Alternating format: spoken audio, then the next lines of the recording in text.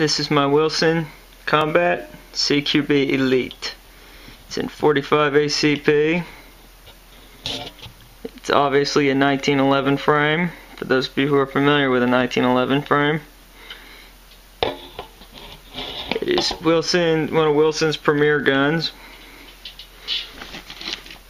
It starts with front serrations, rear serrations, night sights. Funny thing about these night sights on these particular Wilsons is the front night sight is a different color than the rear.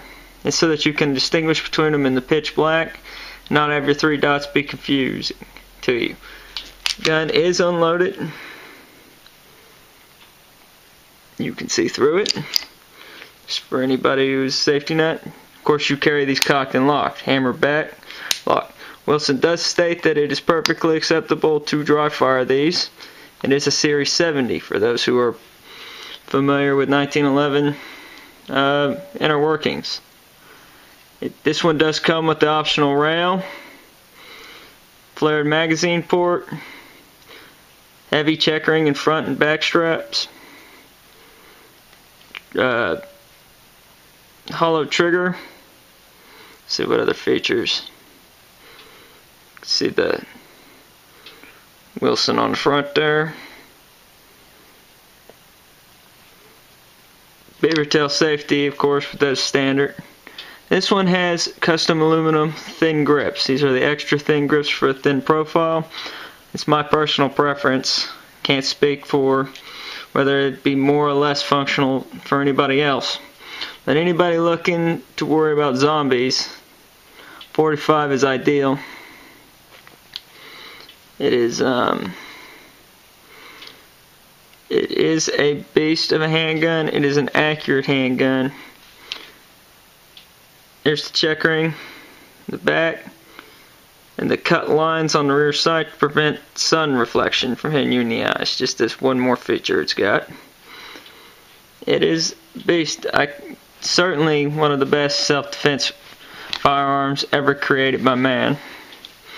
I have loaded in this 8-round magazine Remington Gold Sabers, which are spiral cut jacketed hollow points.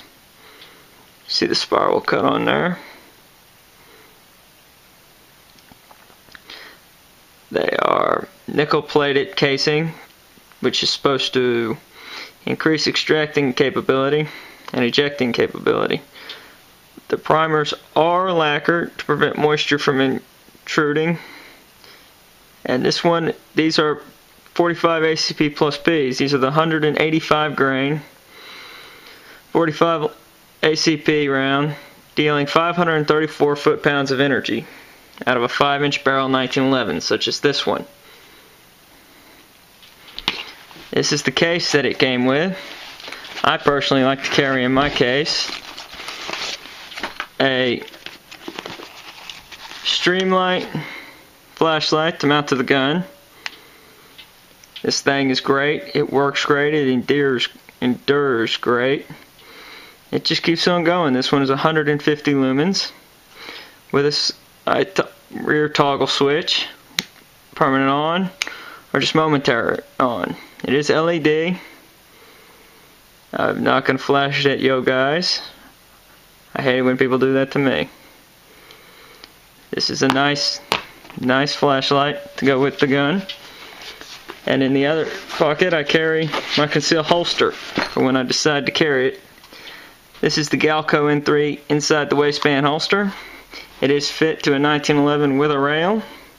It fits in this holster very well, though the holster does get a little flat sometimes in that case. It has no retention in it other than its own pressure for being in the holster, and it is removable just by pulling for quick removal in emergency situations. I love this holster. It is leather. It is by Galco. It's worth every penny.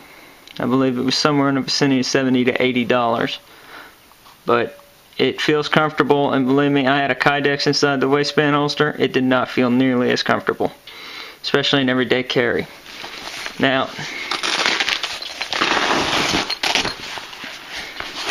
In the front end, of course, I carry more magazines. My practice ammo is usually 230 grain, full metal jacket, round nose, 45 ACP standard. It prolongs the life of my buffers. And of course, the gun goes in this slot. This is the case that it came with, along with a whole lot of extra paperwork. But if anybody who's bought a Wilson Combat ever knows, all that paperwork is useful. And their warranties are unparalleled in the gun industry. This is the nicest 45 I've ever owned. It is quite possible it might be the nicest 45 I will ever own. I love it. It's accurate. It's reliable. It costs a lot, but you get a lot. And to me, that's what's important, is what do you get. Because when your life comes down to it, you're going to be looking at some guy, or some zombie, or some rabid dog, and you're going to say, was it worth the extra money if I bought a gun that worked? Answer is yes. At that point in your life, at the end, you would certainly probably say yes. And the point of buying a self-defense gun is to buy the very best you can get. If you can get an M&P9, get an M&P9. If you can't afford an M&P9, get a Taurus. It's better to have one and not need one than to need one and not have one. Those are my words of wisdom for the day. Those who just feel like disagreeing, that's fine. Comment. I love debating. This is Murr, showing you my Wilson Combat 45 ACP CQB Elite. See the Wilson Combat.